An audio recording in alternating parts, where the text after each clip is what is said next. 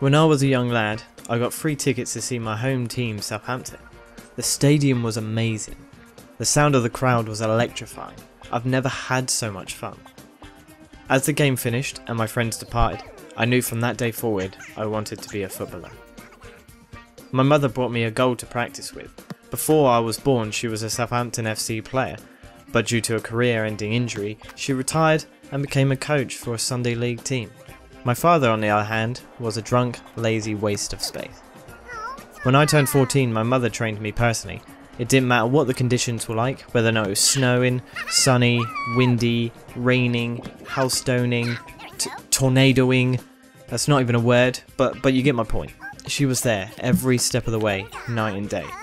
We trained most days, practicing ball control, skills, or just showing off, really. She even let me train with her 11-a-side Sunday team.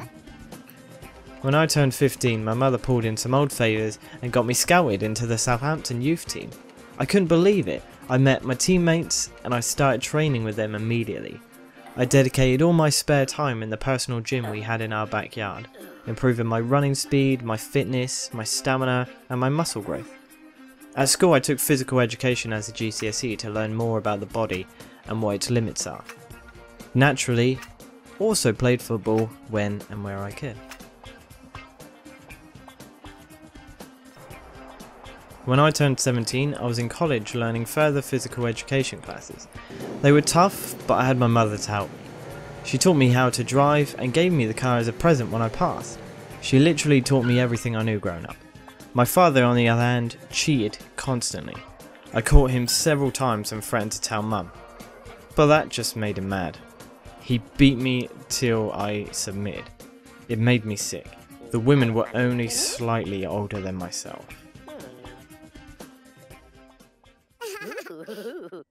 And then it happened. I was round my friend's place at the time when I received a call. It was the police. They said my mum has been the victim of a hit and run crime and is in critical condition. I stood there speechless until the realisation washed over me. I rushed to my car and drove to the hospital as quickly as this heap of shit would allow. But I was too late. She died 12 minutes before I got there. I didn't even get to say I loved her. We set up a memorial in the backyard and Bert and I burst into tears. This was the day I graduated college. 6 months later, the state of the house became unbearable. Dirty dishes, wrecked carpet. It was a mess. My dad's benefits fueled his alcohol and now drug problem. I couldn't live like this anymore. I had to get out of there. So I did. I moved into my own bungalow-styled home. It was cozy, small, but cozy. It did the job.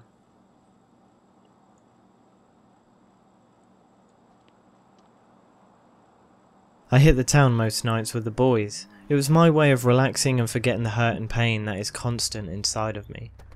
They never did catch my mum's killer. Did I tell you that? Naturally, being a young lad, I pimped up the ride. Can't be seen with a piece of shit at 18 now, can I? I couldn't tell you how long I was in that club for. I had one last shot of whiskey and thought, I think it's time to call it a night. Or should I say day. Now this is the fatal error that almost cost me my life. Normally the boys would have called a taxi home for me after being this drunk, but they left hours ago. I got in my car thinking I can do this. I've done this drive many times before after drinking, I'll be fine. But as soon as I hit that motorway I knew this was a terrible idea. It was a quiet Sunday morning, traffic was light, which was good, considering how I couldn't drive straight for shit. I had no control over my body. It hit me how drunk I was. And then bam.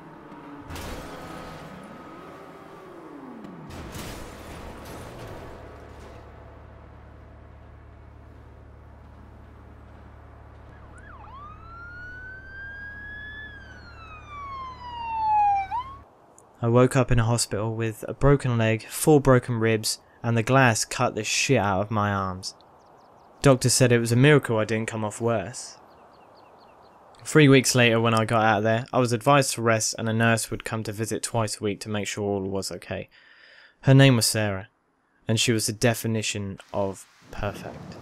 She helped with everything, from cleaning my wounds to writing out emails. She was amazing. When I was better, we met up constantly. It was like love at first sight, as pathetic as that sounds. I eventually got the courage to kiss her, and we have been dating ever since. A year later, she moved in with me and made me the happiest man alive. Tomorrow was a big day for me. Had a meeting with the manager of Southampton FC, so I wore my best suit and got there nice and early to make a good impression. I waited over an hour to see him. Every minute that went by, I was getting more and more nervous, but when I did, he offered me a contract. It was just before the start of a new season, and I was called up to play the first friendly game against Napoli. A friendly match for you today. I'm Martin Tyler, Alan Smith with me in the commentary box. Looking forward to describing it. Good, strong challenge. Nathaniel Klein. They've linked up well. He takes the shot. Might have even touched the bar on the way over. Another team, really, another way of attacking and winning trophies. Yeah, quite. I mean, it was set in stone almost, wasn't it? That three-pronged attack. Hamshik's still there, but that brought them so much success. They were such a threat, and Benitez has had to go in a different direction.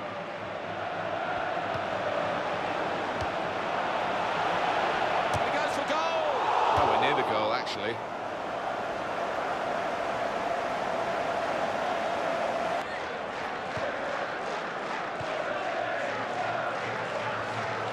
David Lopez. On EA Sports. Fixture this one, there won't be much quarter given. Southampton striving for a win, but they think they're capable of. They've worked very hard in the build-up to this game to try and get themselves right for it. Now's the chance to express themselves on the pitch. And the shot's on! Southampton's corner.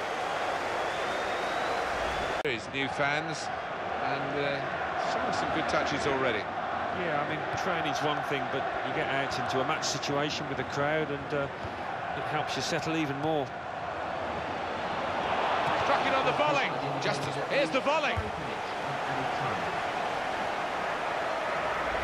Yeah, and I think he might be a little bit nervous. It would be only natural. You know, he's moved club, moved town, and a new set of team.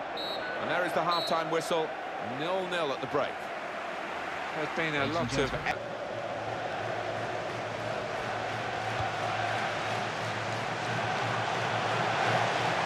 into the middle. Goalkeeper has to go and get the ball for the goal kick. Well, sometimes referees just stop the play, whatever, if they're going to book someone. But this ref was sympathy for that attack, didn't he? Let it go on. I think that was a sensible call. I mean, it was a decent situation for the side with the ball. On to Janssen.